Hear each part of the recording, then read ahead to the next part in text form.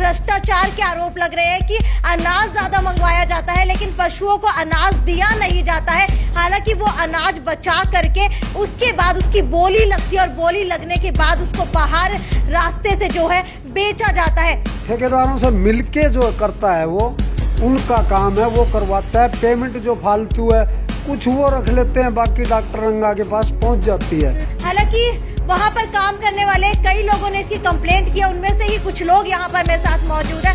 नीचे कोई अगर कोई कंप्लेंट करे भी या कोई बोले तो उसकी ट्रांसफर तुरंत ही कर देता है। उसने कहा भाई ऐसा गलत काम मैं कौन करूँ, कल इंक्वायरी होगी तो मेरी नौकरी जाएगी। बोला मैं कहता हूँ साहब कहते हैं तना लानी पड़ेगी। बोला मैं कौन लाऊं, उसकी भी बदली वहाँ से कर दी। सरकार के नियम भी जो ताकत रख देता है, कोई नियम नहीं कोई कुछ नहीं, उसके ऊपर कहीं भी आरोप लगा दे वो क्लास 4 क्लास लेके क्लास 1 तक भी नहीं बख्शे उसने। और अभी कोई बात आ जाएगी यूँ कहेंगे तो फिर कहते हैं इंचार्ज ने नीचे लगा रखे हैं उनको ऊपर घेर देगा, लेकिन हालांकि उनका कोई कसूर नहीं है, वो तो दबाव में करते हैं। नहीं तो कहता तेरी एग्रीमेंट खराब कर दूंगा, तेरी बदली कर दूंगा, तेरा ये कर दूंगा। तो सिस्टम जो है ना ये बहुत ज़्यादा खराब है। तो जो लेबर लगा रखी है उसको डीसी रेट मिलता है, उसको लगाने के नाम के 3000 रुपए। आरोप ये भी लग रहा है कि जब लेबर ज्वाइन करते हैं तो 9 से 12,000 तक की उनकी तनख्वाह रखी जाती है, लेकिन अगर बात की जाए लेबर की या फिर जो भी वहाँ पर काम कर रहे हैं तो सीधा ठेका जो है ठेकेदार को दे दिया जाता है और ये कहा जाता है कि 3000 रुपए अधीक्षक को मिल जाएंगे और जो उनको सैलरी मिलनी है वो सिर्फ 9000 रुपए दी जाती है, यानी कि मिलनी 12,000 चाहिए लेकिन मिलती 9000 है। क्या ऐसा सही में होता है? नमस्कार, सिटी बिग न्यूज देख रहे हैं आप और मैं हूं आपके साथ साक्षी सोनी। अब तक का हिसार का सबसे बड़ा घोटाला सामने आ रहा है। हालांकि आपको बता देते हैं कि पशुपालन विभाग की कई ब्रांचेज है जिसके अंदर पशुओं को देने वाला चारा जो है स्टॉक के अंदर ज्यादा मंगवाया जाता है लेकिन पशुओं को दिया नहीं जाता है। जी हाँ, कई फार्म यहाँ पर निकल करके आ रहे हैं। नाम सामने, आपको फार्म का नाम बता देते हैं। सबसे पहला जो है राजकीय पशुधन फार्म हिसार के अंदर जो कि टीटीसी के अंदर पड़ता है। दूसरा जो है राज्य पशु प्रजनन परियोजना हिसार जो कि ढंडूर के पास है। तीसरा राज्य पशु प्रजनन परियोजना हिसार जो सेक्टर 3 तलवंडी राना के पास है। इसके अलावा चौथा जो है अधीक्षक बीज फार्म हिसार जो कि तलवंडी राना के ही पास है। हालांकि आपको बता देते हैं कि मुख्य अधीक्षक जो है यहाँ के डॉक्टर लालचंद रंगा के ऊपर लगातार भ्रष्टाचार के आरोप लग रहे हैं कि अनाज ज्यादा मंगवाया जाता है लेकिन पशुओं को अनाज दिया नहीं जाता है। हालांकि वो अनाज बचा करके उसके बाद उसकी बोली लगती है और बोली लगने के बाद उसको बाहर रास्ते से जो है बेचा जाता है। हालांकि वहां पर काम करने वाले कई लोगों ने इसकी कंप्लेंट किया, उनमें से ही कुछ लोग यहाँ पर मेरे साथ मौजूद है। मुझे आप बताइए कि आप किस आधार के ऊपर ये आरोप लगा रहे हैं कि स्टॉक के अंदर अनाज ज्यादा है लेकिन जब पशुओं को दिया जाता है तो वह अनाज कम दिया जाता है, और अगर रजिस्टर्स की बात की जाए तो ऑनलाइन रिकॉर्ड के अंदर भी वो अनाज जो है कम दिखाया जाता है। ऐसा है जी, मैं इसी महकमे से रिटायर हूँ। ठीक है। और मेरे को इस बात का पता था कि गोदामों के अंदर जो अनाज पड़ा है उन अनाज में से बहुत अनाज फालतू है। मैंने उसकी कंप्लेंट कर दी सीएम को और सीएम से कंप्लेंट आई है नीचे। उसमें यह भी आया कि मेरा नाम आया कि आप कन्ना खड़े होकर तुलवाओ। तो मैंने एक सेक्टर 3 में तुलवाया तो वहाँ 59 क्विंटल जई फालतू हुई, 29 क्विंटल सरसों फालतू हुई और 7.5-8 क्विंटल जो फालतू है, लगभग टोटल 96 क्विंटल फालतू हुआ। अच्छा। जिसकी पेमेंट वो थी कि जब ये बेचते हैं उसको या बोली दिखावे हैं तो लालचंद रंगा का सारा सिस्टम होता है। ठीक है। ये सारे सेक्टरों पे सारे कर्मचारी नीचे हैं।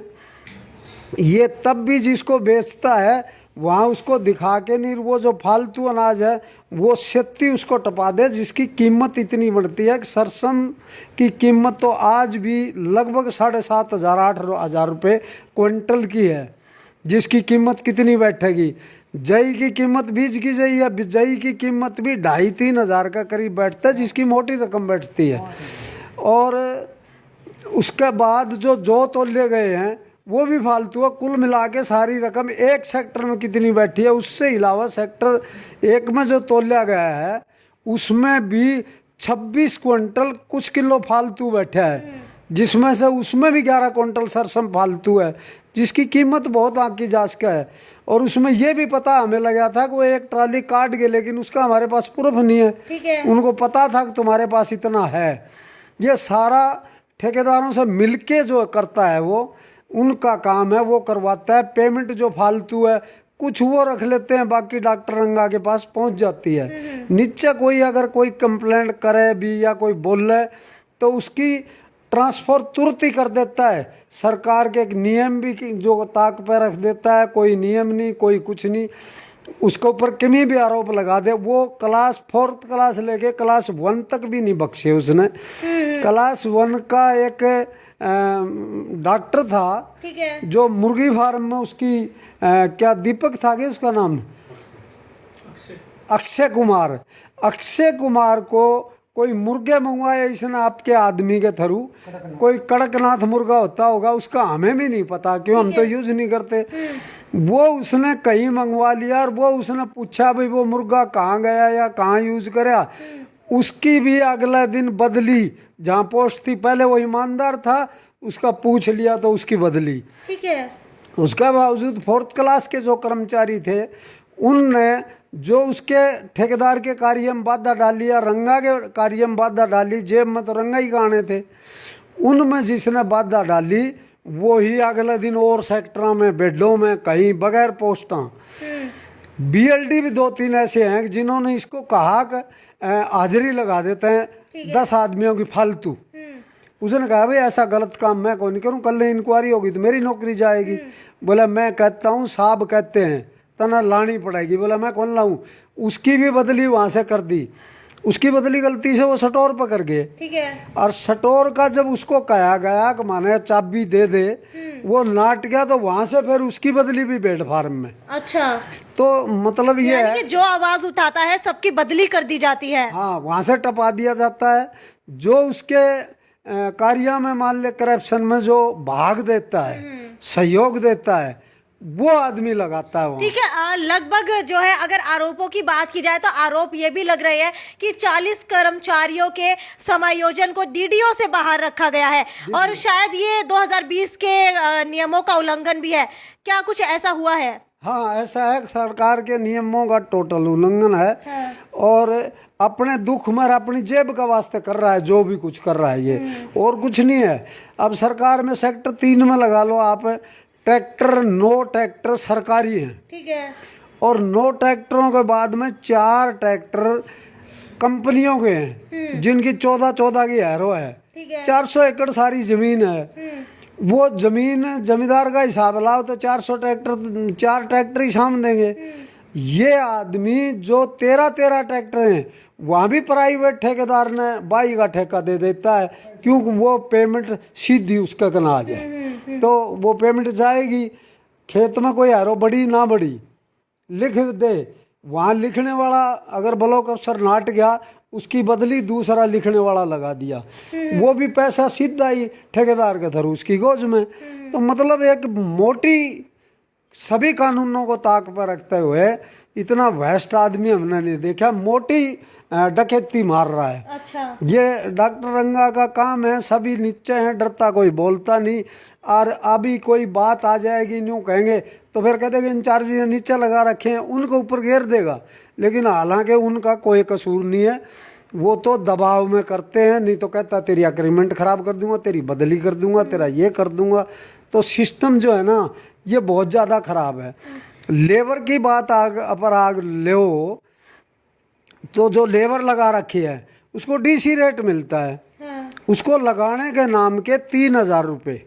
बिल्कुल। आरोप ये भी लग रहा है कि जब लेबर ज्वाइन करते हैं तो 9 से 12 हजार तक की उनकी तनख्वाह रखी जाती है, लेकिन अगर बात की जाए लेबर की या फिर जो भी वहां पर काम कर रहे हैं तो सीधा ठेका जो है ठेकेदार को दे दिया जाता है और ये कहा जाता है कि 3000 रुपये अधीक्षक को मिल जाएंगे और जो उनको सैलरी मिलनी है वो सिर्फ 9000 रुपये दी जाती है, यानी कि मिल। हाँ, ऐसा तो ये है कि 12,000 मिला वो तो अलग बात है, उनसे ड्यूटी 12 घंटा की ली जाती है, जो समझो कि 4 घंटा के पेमेंट उसकी एक्स्ट्रा बनती है। यानी कि कम से कम अगर ड्यूटी की बात की जाए तो 8 से 9 घंटे की ड्यूटी होती है, लेकिन करवाई 12 घंटे की जाती है। 12 घंटे जाती है। अगर 12 घंटा करके भी जिसमें 4 घंटा का तो जिक्र ही नहीं है, ठीक है, उसकी तो कोई आदमी और ही का नाम लिख के नहीं, और उसके ना से पेमेंट घर चली जाती ठीक है। है। जब डीसी रेट के ऊपर ज्वाइन करते तो क्या घंटे के हिसाब से पेमेंट दी जाती है? हाँ, डीसी रेट पर 8 घंटा की ड्यूटी का दिया जाता है, लेकिन ये अगर तो उससे ज्यादा अगर ड्यूटी होती है तो क्या उसकी एक्स्ट्रा पेमेंट मिलती है? नहीं मिलती। वो अपने आप रख जाते हैं, अपना आदमियों का नाम लिख के अपना आप रख मतलब जाते हैं। सरकार की तरफ से आती है लेकिन दी नहीं जाती दी है। नहीं जाती, ये है सीधा डकैती। और इसका तो हमने उसका चौकीदार का एक का पूछा हमने, उसका हमारे पास रिकॉर्डिंग भी है कि भाई तेरे को कितनी तनख्वाह दी जाती है, तो वो बताता है मेरे को 9,000 में रख रखा है, 12 घंटा ड्यूटी ले जा रखा है। रिकॉर्डिंग है, अगर रिकॉर्डिंग बिल्कुल कॉल रिकॉर्डिंग भी हमारे पास है, वो आपको अभी सुनवाते हैं, ये सुनिए आप। हेलो हेलो, क्या हाल है रामपाल? बढ़िया जी। और क्या बना रहे हो?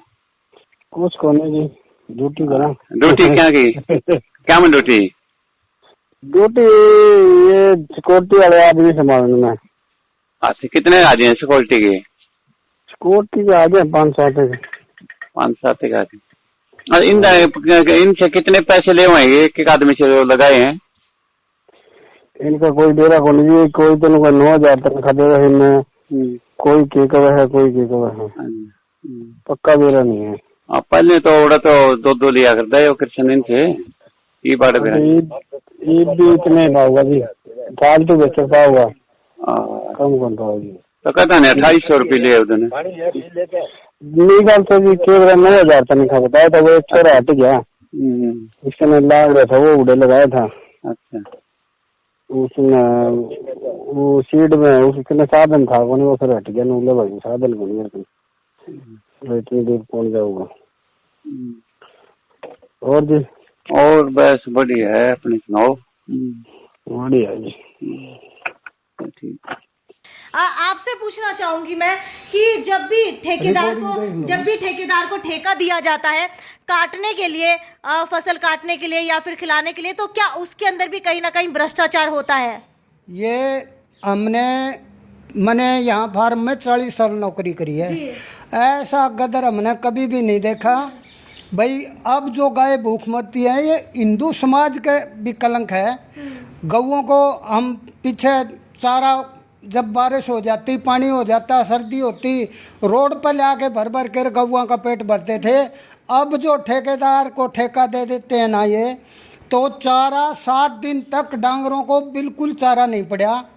ये बहुत हिंदू समाज पर कलंक है ये। यानी कि 7 दिन तक आप सीधा सीधा आरोप लगा रहे हैं कि चारा काटा नहीं गया और उनको खिलाया नहीं गया। हाँ। लेकिन इसके पीछे की वजह क्या है, क्यों नहीं खिलाया गया? इसके पीछे की वजह ये है जी, जो अब बहाना ले दिया भाई बरसात होगी, कटता नहीं तो लेबर, हमारी सरकारी लेबर जो काटती है, ठेकेदार की लेबर क्यों नहीं काट सकती वो? हाँ। तो इन्होंने कटवाया नहीं जानबूझ के। साइलेज पिट जो है वो खुलता है 11वें या 12वें महीने में, अब उसको खोल कर उससे उन डांगरों को थोड़ा थोड़ा डाला है, तो वो ऐसा जा करके वहाँ देखा जाए बाड़े के अंदर कीचड़ है, डंगर की ऐसी हालत हो रही है जो हिंदू समाज के लोग उनको देख नहीं सकते, इतने बुरी हालत हो रही है उनकी। क्या डॉक्टर लालचंद शर्मा जो है अपने खुद के रंगा जो है खुद के अपने स्वार्थ के लिए अपने ही निजी व्यक्तियों को ठेका दे देते हैं? ये बार बार ऐसे रूल बना देते हैं भाई, हमारे जो चाहते लोग हैं उनको ठेका के जो रूल ना फॉलो करें ना, इतना वो टेंडर ही नहीं छोड़ते। अब ये पीछे सेक्टर 3 में 111 एकड़ जमीन का ऑपरेशन के नाम पे वैसे फर्जी मिल बना के पैसे खा गए, वहाँ ऑपरेशन जमीन का होया ही नहीं है, कोई भी देख सकता है जाके। ठीक है, ये भी आरोप लग रहे हैं कि लेबर डिपार्टमेंट के रूल्स फॉलो ना करने के कारण कहीं ना कहीं जो है वहाँ की जो लेबर्स है उनके ऊपर केस करवा दिए जाते हैं, इसमें कितनी सच्चाई है? ये लेबर का 24 आदमियों का लेबर कोर्ट में हमने रिट डाली थी। ठीक है। और वहाँ रिट में हम सच्चे लिखड़े रंगा ने वो कोई भी अपनी शर्तें पूरी ना करके इनके ऊपर लेबर कोर्ट से जुर्माना होया है। अब इन्होंने CGM कोर्ट में भेज दिया, वहाँ इनने साथ है, हमने सुना भी जमानत करवाई होगी, पक्का पता नहीं है, जमानत करवाई है, जुर्माना इन पर लेबर कोर्ट ने पक्का थोप दिया है। ठीक है। अब ये क्या कर रहे हैं, यहाँ नहीं, सेंट्रल स्टेट भेड़ फार्म है, वहाँ इनने 2.5 साल 5 साल के लिए डेपुटेशन पर गए थे और 2.5 साल में सेंट्रल सरकार ने इनको वापसी भेज दिए महकमा में। और वहाँ की हमने RTI लगाई थी, इनका पीछे का रिकॉर्ड मांगा था भाई इनने के घपला कराया, वो वहाँ से मिल के दिल्ली शहर गोलमोल करवा के भेज दी। अब मैंने उसका दोबारा रिमाइंडर लगाया, वहाँ बहुत कुछ घपला है, कई करोड़ का घपला है। ठीक है, मुख्य अधीक्षक डॉक्टर लालचंद रंगा से भी इस बारे के अंदर बातचीत करने की कोशिश करेंगे, लेकिन आपको बता देती हूँ कि अब तक का हिसार का सबसे बड़ा घपला ये निकल करके सामने आ रहा है, जहां पर पशुओं को ला करके रख दिया जाता है। नगर निगम की तरफ से कहा जाता है स्ट्रे कैटल फ्री हिसार। वहीं कुछ ही समय पहले आप लोगों ने देखा था कि पशुपालन विभाग के अंदर कई जो पशु है वो भी मर गए थे क्योंकि चारा नहीं मिल रहा था। हालांकि नगर निगम ने इस बात को सरासर नकार दिया था, लेकिन अब अगर पशुपालन विभाग की बात की जाए तो कहीं ना कहीं बहुत ही गंभीर और बड़े आरोप लग रहे हैं। लेकिन इन आरोपों की पुष्टि करने के लिए डॉक्टर साहब से भी बात करेंगे।